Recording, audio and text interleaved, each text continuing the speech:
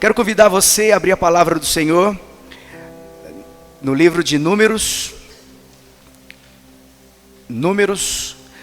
capítulo 13. Números está depois de Levíticos, no capítulo 13. Amados, eu creio que essa palavra vai falar com você, amém? Você crê? Vocês estão me ouvindo bem aí atrás? Está tranquilo? Amém. Números 13, a partir do verso 25.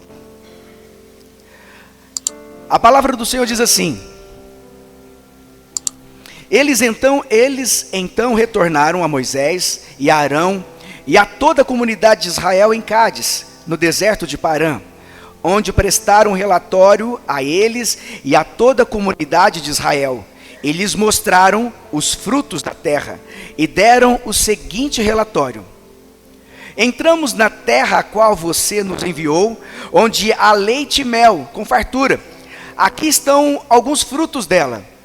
O povo que lá vive é poderoso, e as cidades são fortificadas, e muito grandes. Também vimos descendentes de Anak, os amalequitas,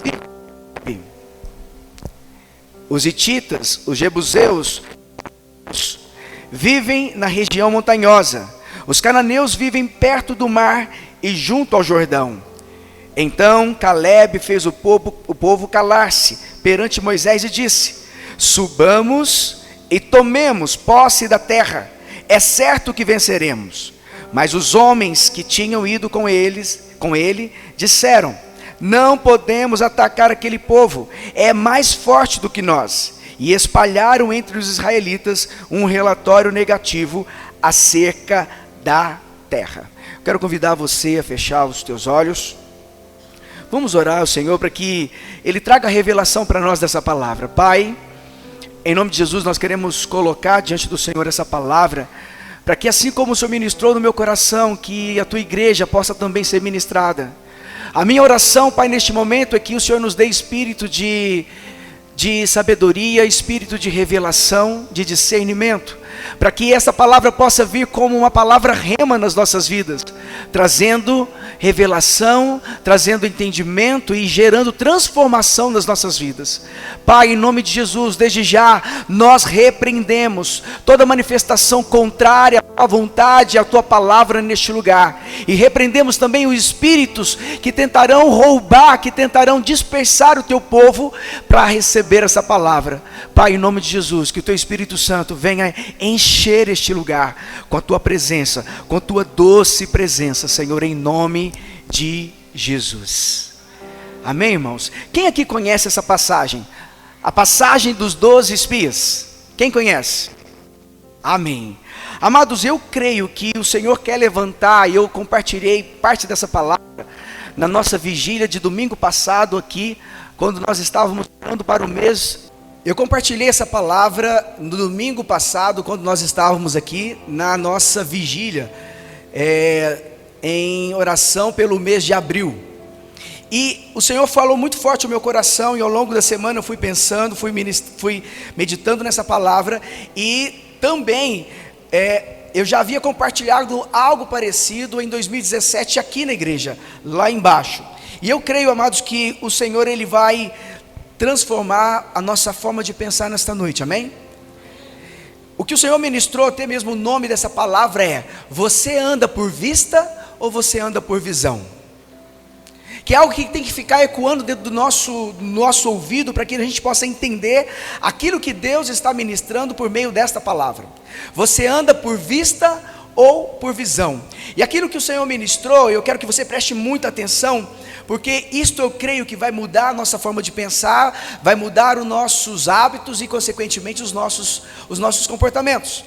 Olha o que o Senhor fala a Moisés, no mesmo capítulo 13 de Números. O Senhor, Ele está, aqui eu li a partir do verso 26, mas no verso 3, ali o Senhor dá uma ordem a Moisés. Olha no início do capítulo 13 de Números.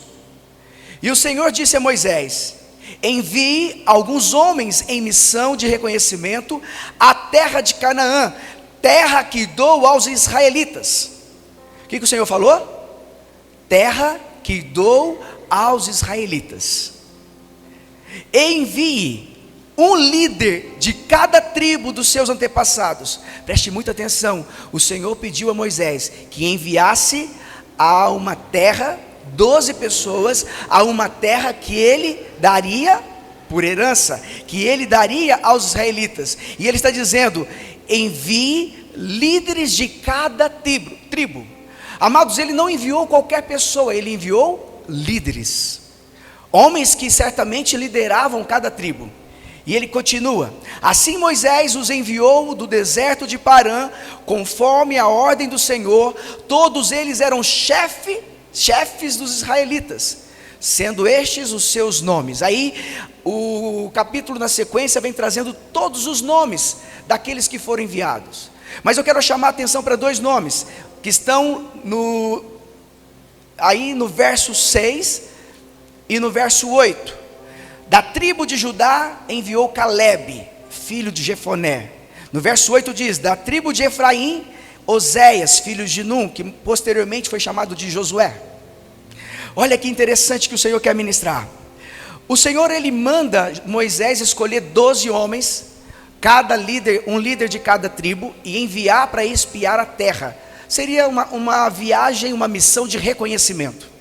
E esses homens foram, 40 dias depois, eles retornam com um relatório de tudo aquilo que eles viram, presenciaram. Eles então voltam para casa, e diante de Moisés e diante de todo o povo, eles ali então começam a falar aquilo que eles viram. Só que desses 12 espias, 10 começam a trazer um relatório totalmente negativo. Eles começam a falar: a terra que mana, de fato ela mana leite e mel, mas o povo que habita lá é muito poderoso. Já começa por aí. Eles começam a ver que aquele povo é poderoso. As cidades são fortificadas, são muito fortes, são muito grandes. Vimos ali descendentes de Anak, que eram os gigantes. Amalequitas vivem em Negueb. Os hititas, os jebuseus, os amorreus habitam na região montanhosa.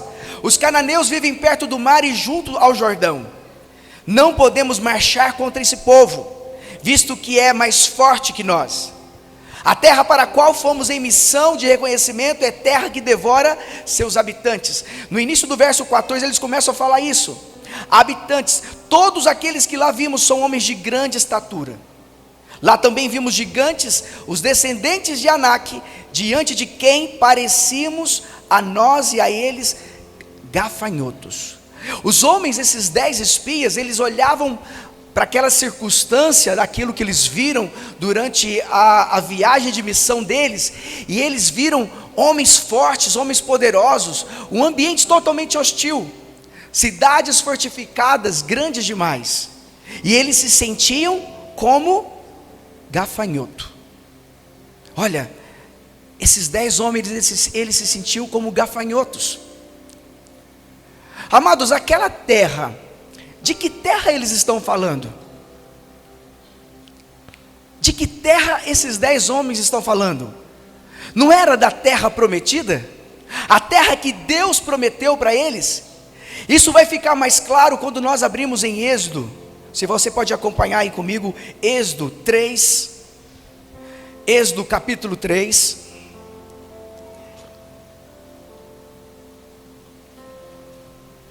A partir do verso 7, olha o que o Senhor fala acerca desta terra.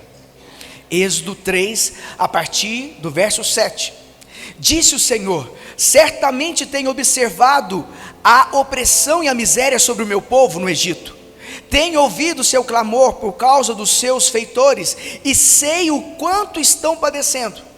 Por esse motivo decidi, a fim de livrá-los das mãos dos egípcios e tirá-los daqui para uma terra boa e vasta, que mana leite e mel, a terra dos cananeus, dos hititas, dos amorreus, dos ferezeus, dos heveus e dos jebuseus.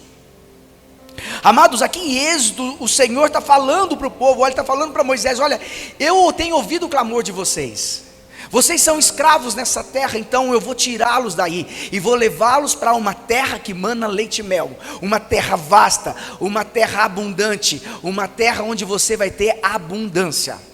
É a promessa do Senhor. Aqui houve um decreto dos céus: eu vou tirá-los do Egito, eu vou tirá-los da escravidão e vou mandá-los para uma terra boa. Somente Josué e Calebe entenderam a mensagem. Somente Josué e Calebe, amados, eles captaram a mensagem e a promessa que Deus havia liberado sobre a vida de Israel. Mas aquele povo, os 10 espias, aqueles que estiveram com Josué e Calebe, eles não entenderam nada. Tanto que quando eles voltaram, quando eles retornaram, eles causaram um tumulto. Se você pegar no capítulo 14, você vai perceber que eles começaram a revoltar o povo. No capítulo 14, a partir do verso 1, começa a narrar ali eles questionando. Aí o povo fica totalmente enfurecido. O povo começa a questionar Moisés, começa a questionar Deus, e ali há um decreto tão forte, tão pesado. No verso 28 do capítulo 14, 28 e 29, Deus ele decreta que por causa da rebeldia daquele povo, as pessoas acima de 20 anos, eles não entrariam na terra prometida. Por causa da murmuração, por causa daquilo que o povo murmurou diante do relatório negativo de 10 homens, 10 líderes, o povo, Deus decretou que a partir de 20 anos, eles não entrariam na terra prometida. Terrível. Mas o Senhor ele faz uma exceção. Olha aí, ele vai fazer uma exceção em relação a Josué e Calebe. Olha o que Deus declara no capítulo 14, verso 28. Diga-lhes: juro pelo meu nome, Deus falando, declara o Senhor, que farei a vocês tudo o que pediram. Cairão neste deserto os cadáveres de todos vocês, de 20 anos para cima, que foram contados no recenseamento e que se queixaram contra mim. Nenhum de vocês entrará na terra que, com mão levantada, jurei dar-lhes para sua habitação, exceto Calebe, filho de Jefoné, e Josué, filho de Num. Aquele relatório negativo dos 10 espias provocou a ira no povo, provocou a murmuração, provocou eles questionaram inclusive a Deus, e aí gerou neles esse decreto, e que o Senhor liberou sobre eles: não entrariam na terra prometida. Somente Josué e Calebe e a geração abaixo de 20 anos. O que todos esses textos que nós acabamos de ler quer nos ensinar com isso, amados? Aquilo que o Senhor ministrou ao meu coração é algo que fica claro nos 2 textos, os capítulos 13 e 14 de Números. Existem 2 tipos de pessoas: pessoas que andam por vista e pessoas que andam por visão. Nós, no nosso meio, nós teremos pessoas que andam por vista e pessoas que andam por visão. E a pergunta minha nesta noite a vocês é: você anda por vista ou você anda por visão? Você se encaixa no perfil dos 10 espias ou você se encaixa no perfil de Josué e Calebe? Você já parou para pensar? Vamos fazer um exercício dentro desse prédio. Quando você olha para ele, o que você enxerga? O que você vê?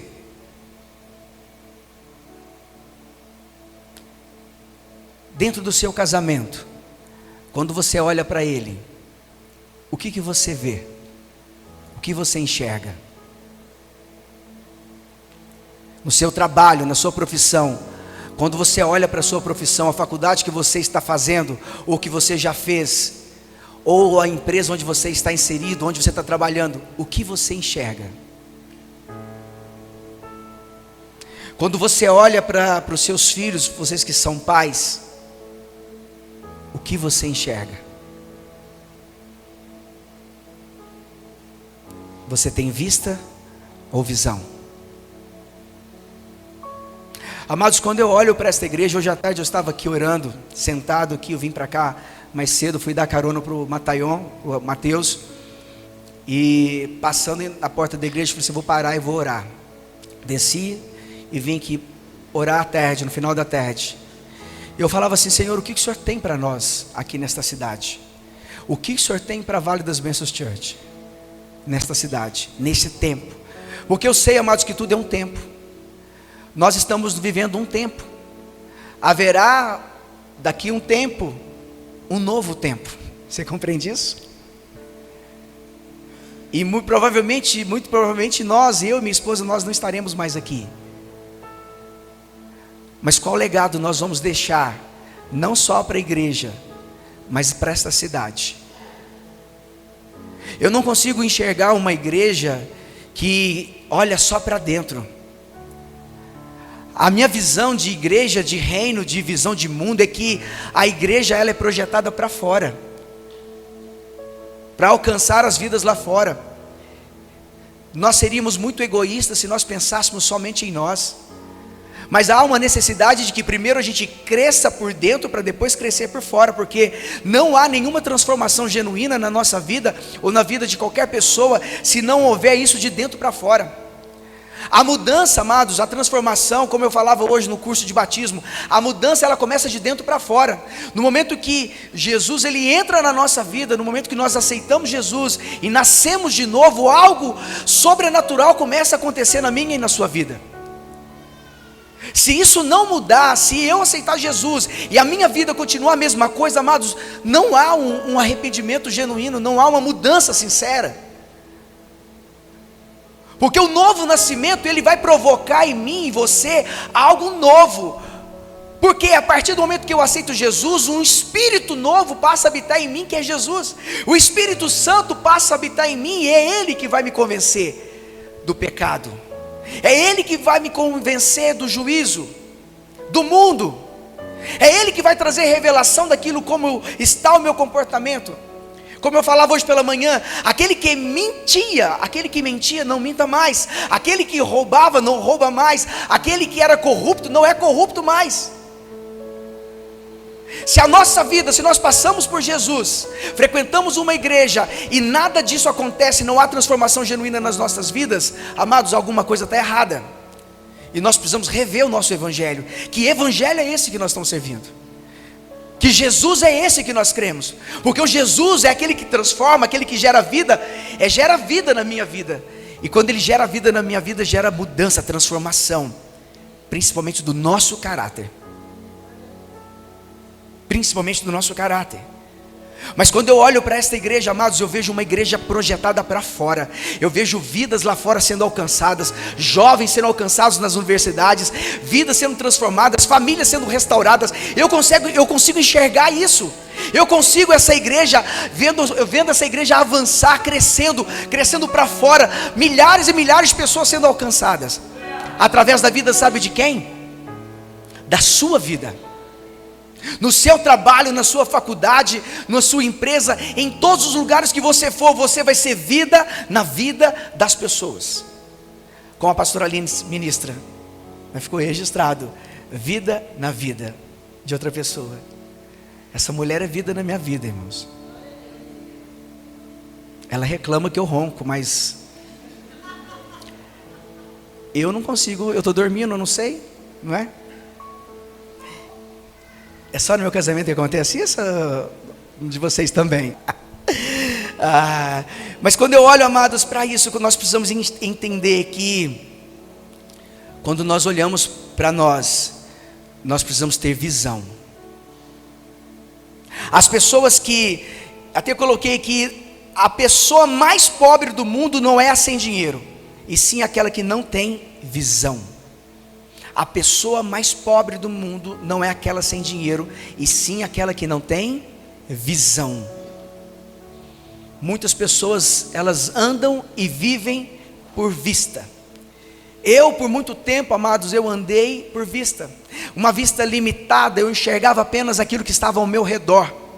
Eu não enxergava além das paredes. Quando nós andamos por vista, quando você olha para dentro de um ambiente, você consegue só enxergar a parede, os móveis, as pessoas que estão dentro dele. Você não consegue enxergar além. A pessoa que anda por visão, ela olha para uma jovem como esta que está aqui na minha frente, a minha filha. Eu vejo ela uma grande mulher de Deus. Eu vejo ela uma missionária, rompendo, crescendo, avançando, tendo um casamento maravilhoso.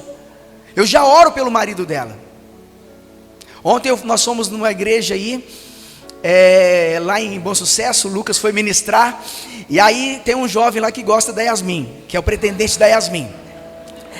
Aí me falaram, né, e eu cheguei lá perto do irmãozinho, falei assim, é você que, cheguei sério, né, é você que está querendo namorar com a Yasmin? Ele vai, não, sou eu não. Eu falei assim, que pena, eu já estava até gostando de você. Ele falou, não, sou eu sim. Eu falei assim, agora já passou, era só aquela hora.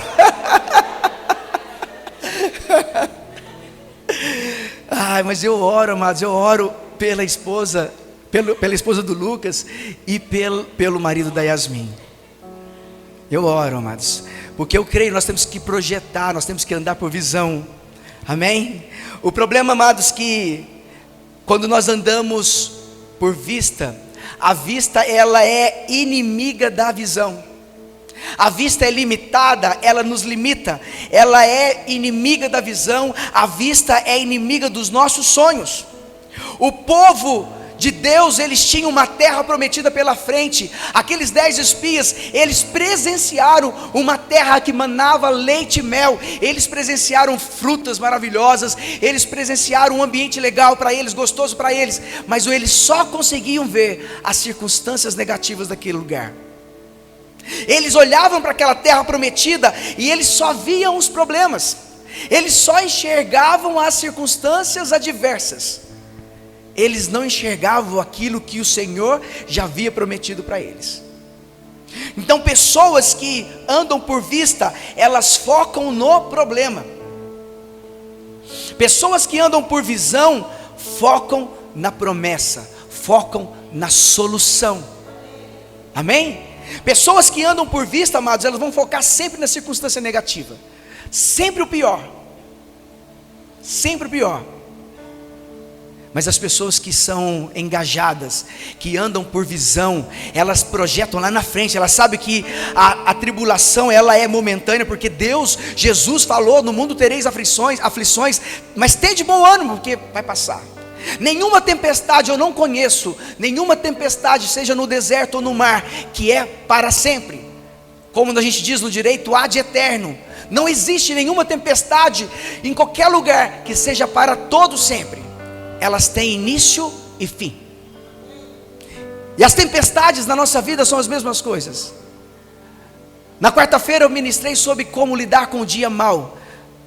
O dia mau ele vai vir na minha vida. Assim como o sol nasce lá fora, assim como o sol alcança todos nós, assim como a chuva alcança todos nós, o dia mau vai acontecer. Ele vai vir na minha vida, vai vir na sua. Mas como nós vamos lidar com esse dia mau, que é o grande diferencial? É a grande diferença. O que você vai fazer com o seu dia mau? Eu creio que muitos aqui podem estar passando por dias maus, dias terríveis, lutas financeiras, nos relacionamentos, no casamento, no trabalho, em várias áreas da vida. Nós estamos suscetíveis a isso, amados. Quando nós aceitamos Jesus, nós não ganhamos uma credencial de não adversidade. Pelo contrário, as adversidades elas vêm para provar o nosso caráter.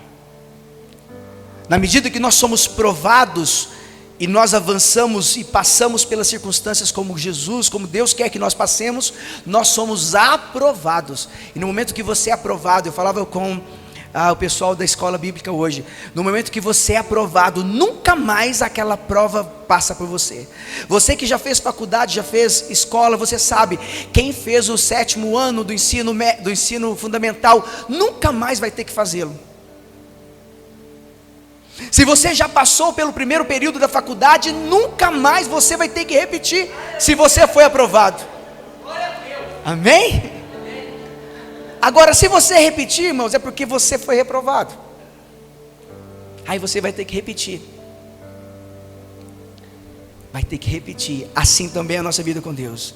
E o mais terrível na vida daqueles 10 homens, daqueles 12 homens, os 12 eram líderes, mas olha a perspectiva negativa que esses 10 líderes passaram para o povo, e gerou a rebelião no povo. Amados, a palavra de ordem para nós nessa noite é: não foque no problema, foque na promessa.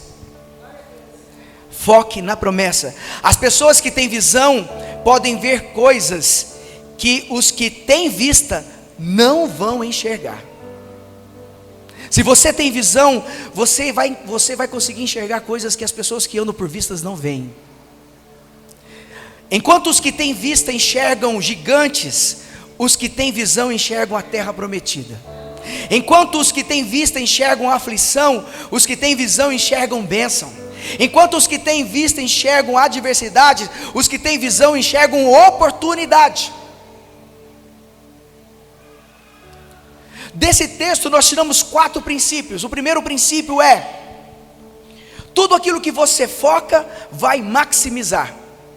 Se você foca no problema, o seu problema vai ficar gigante. Você já parou para pensar que quando você foca em algo negativo, cresce? Na verdade, tudo na nossa vida, tudo que nós focamos, tem o poder de maximizar, de crescer. Josué e Caleb, amados, eles não conseguiram ver problemas, porque o foco deles estava na promessa.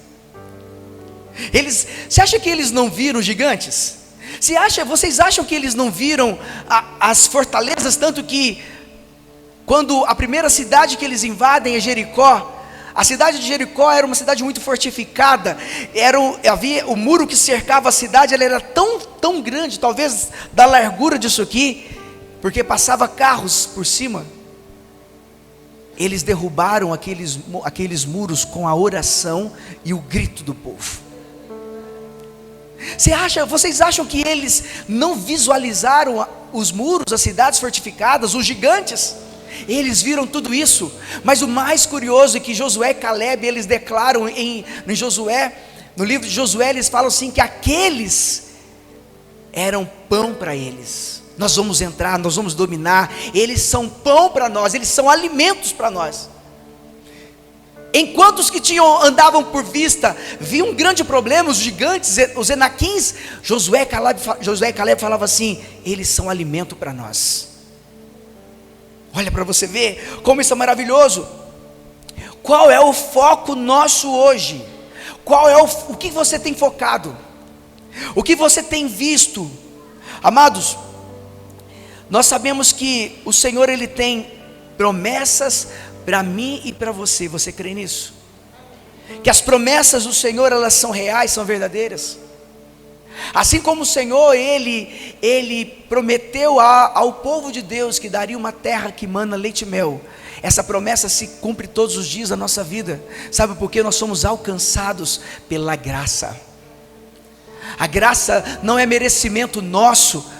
Nós não fizemos nada por merecer, mas hoje nós somos salvos porque o Senhor, Ele foi gracioso comigo, com você. Quando eu olho para a minha vida, quando eu olho para mim, eu falo: se tirar Jesus da minha vida, eu sou um lixo. Mas Jesus, Ele transformou, Ele fez algo maravilhoso na minha vida. E eu tenho trabalhado um processo diário para que cada dia mais eu possa ser melhor e melhor.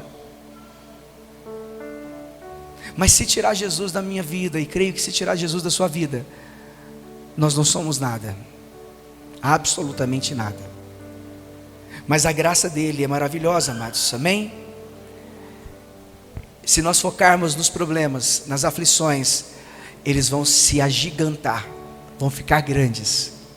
E aqueles espias, 10 espias, eles focaram nos problemas, mas Josué e Caleb, eles focaram na promessa. Segundo princípio, a vista, ela te paralisa, a visão, ela te mobiliza. Presta atenção, a vista, ela te paralisa, e a visão te mobiliza.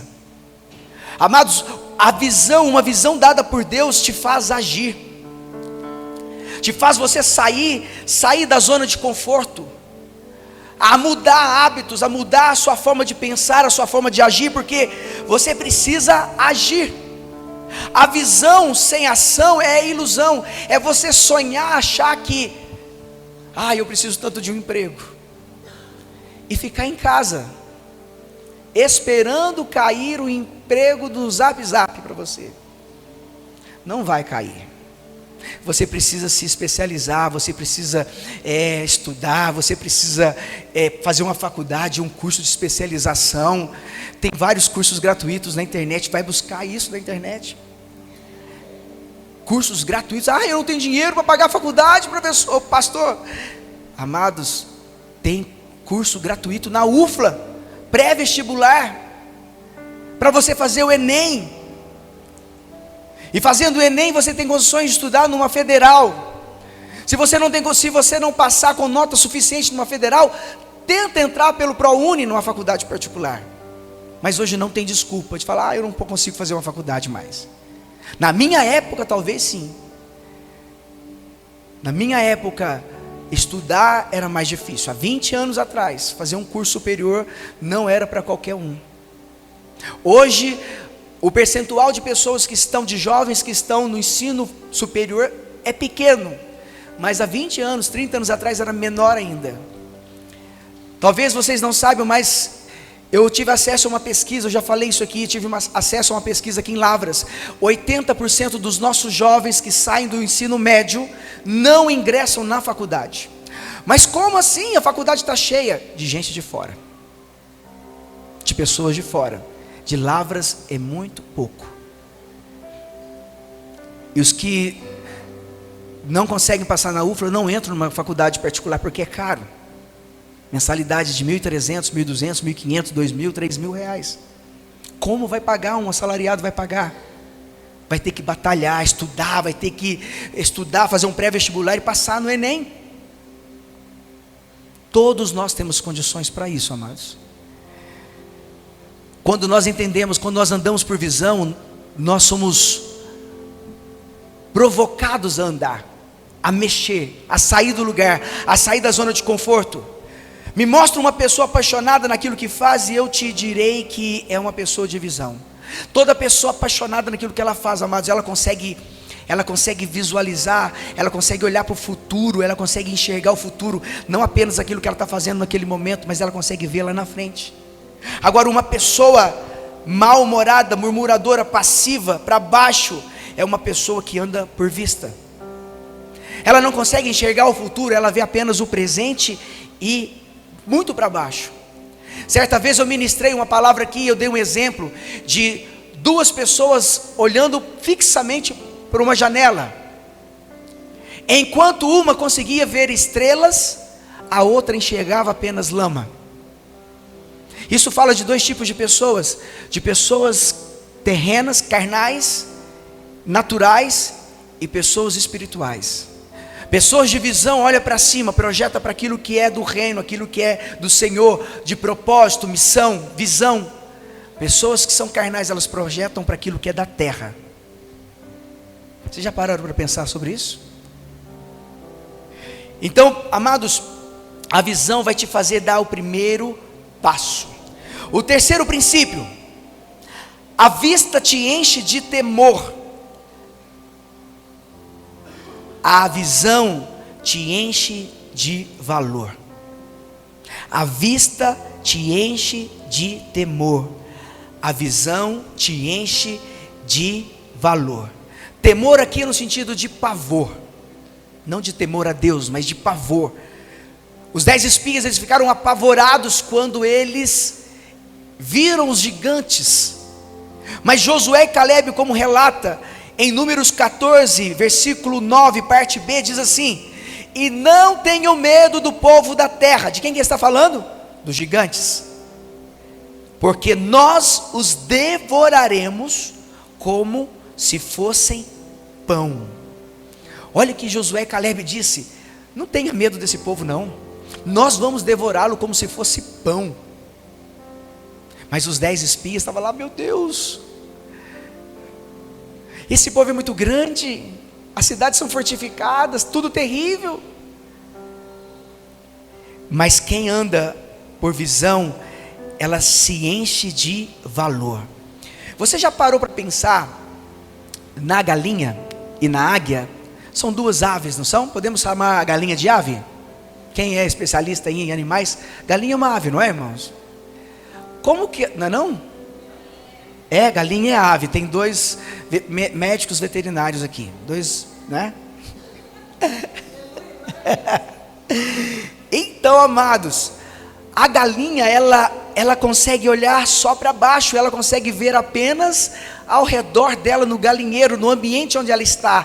Ela não consegue projetar, enxergar muito distante. Enquanto que a águia, ela consegue ver uma presa dela a 3 quilômetros de distância. Você consegue imaginar isso? Uma águia enxergar uma presa a 3 quilômetros de distância? E mais do que isso, a águia, quando ela está diante de uma tempestade, ela mergulha para dentro da tempestade. Sabe por quê? Porque ela quer andar sobre a tempestade.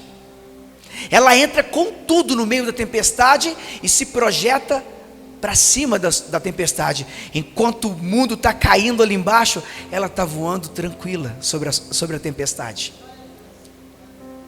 A galinha, ela se contenta apenas com o espaço que ela tem, que é o galinheiro.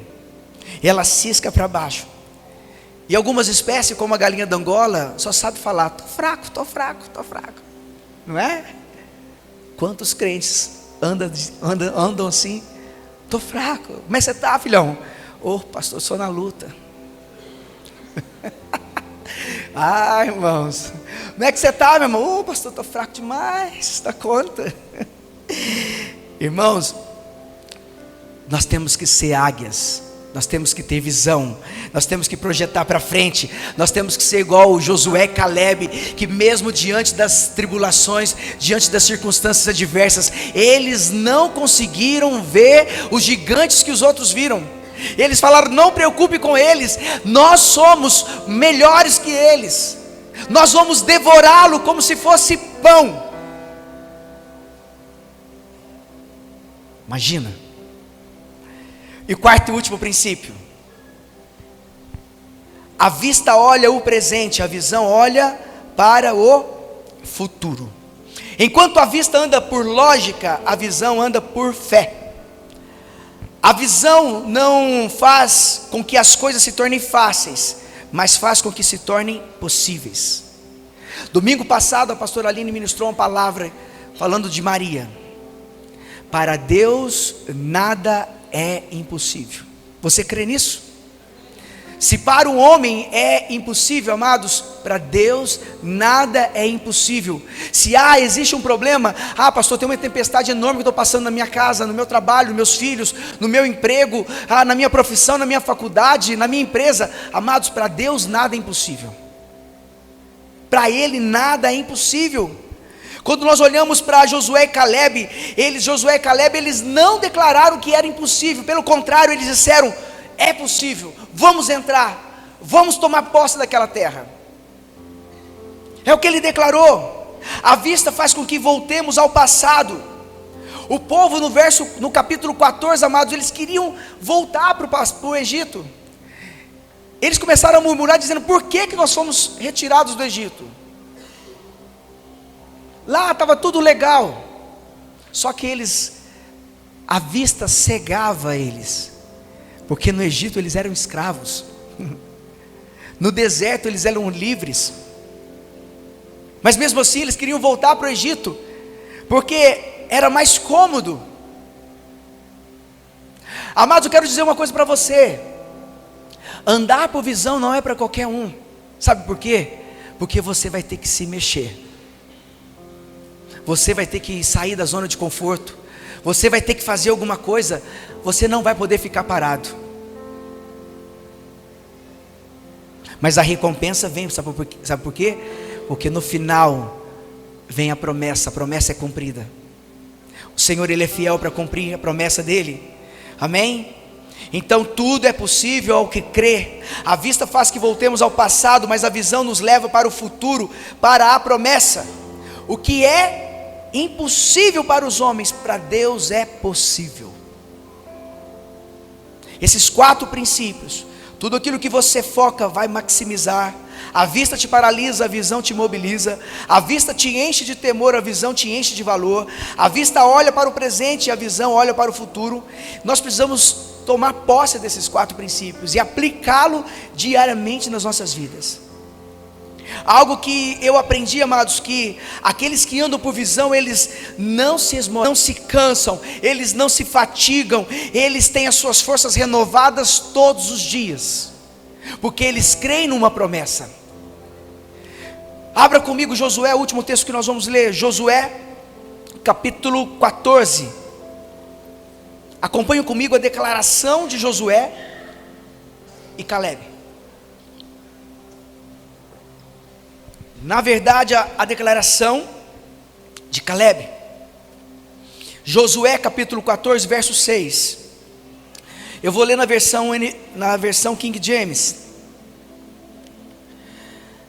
Assim diz a palavra do Senhor: os filhos de Judá vieram reunir-se com Josué em Gilgal, e Caleb, filho de Quenezeu Jefoné, lhe declarou: bem sabes que Yahvé afirmou a Moisés, homem de Deus, a meu e a teu respeito em Cádiz Barneia. Eu tinha 40 anos quando Moisés, servo do Senhor, me enviou de Cádiz Barneia para espiar a terra, e eu lhe prestei um relatório sincero. Entretanto, os irmãos que haviam subido comigo amedrontaram e desencorajaram o povo, ao passo que eu obedeci ao Senhor, o meu Deus, e lhe fui inteiramente fiel. Por esse motivo, naquele mesmo dia, Moisés me jurou: certamente a terra em que pisou o teu pé te pertencerá por herança a ti e aos teus descendentes, para que, porque obedeceste perfeitamente a Yahvé, meu Deus, desde então o Senhor me guardou a vida, de acordo com sua promessa. Faz 45 anos que Yahvé fez essa declaração a Moisés, quando Israel andava pelo deserto, e eis que agora estou com 85 anos, todavia ainda me sinto tão forte, como no dia em que Moisés me enviou naquela missão. Tenho neste momento vigor para ir à guerra, como tinha naquela época. Agora pois, dei-me a região montanhosa naquele tempo, dei-me a região montanhosa que naquele tempo o Senhor me prometeu. Ouviste naquele dia que lá viviam os anaquins, em suas grandes cidades fortificadas. Porém, se Yahvé estiver comigo, eu os expulsarei de lá, como diz o Senhor. Amados, presta atenção em Caleb.